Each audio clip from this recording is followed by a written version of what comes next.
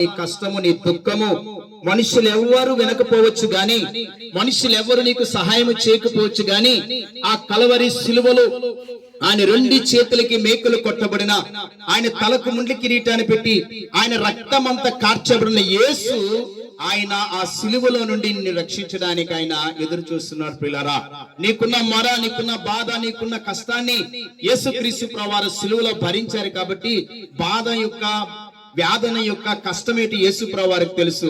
నువ్వు పడుతున్న బాధ నీ భార్యకు తెలియకపోవచ్చు, నువ్వు పడుతున్న కష్టము నీ భర్తకు తెలియకపోవచ్చు, మీ ఇద్దరు పడుతున్న బాధలు పిల్లలకు తెలియకపోవచ్చు, కానీ ఇద్దరు బాధలు ఆయన మీద వేసుకున్న యేసు ప్రభువారికి తెలుసు. కాబట్టి ఈ ఉదయకాల సమయంలో నీకున్న ఇలాంటి పరిస్థితుల్లో ఉన్న ఒక్కసారి కలవరి సిలువలో నీ కొరకు రక్తం కార్చిన యేసు వైపు చూడు. ఈ భూమి మీద నీకు సమాధానం ఇస్తాడు. ఏదో ఒక రోజు చనిపోక తప్పదు కాబట్టి చనిపోయిన మరుక్షణమే పరలోక రాజ్యము, నిత్య జీవము, ఆ నిత్య నరకాగ్ని తప్పించి నిత్య జీవం ఇవ్వడానికి యేసు ప్రభు ఇష్టపడుతున్నాడు.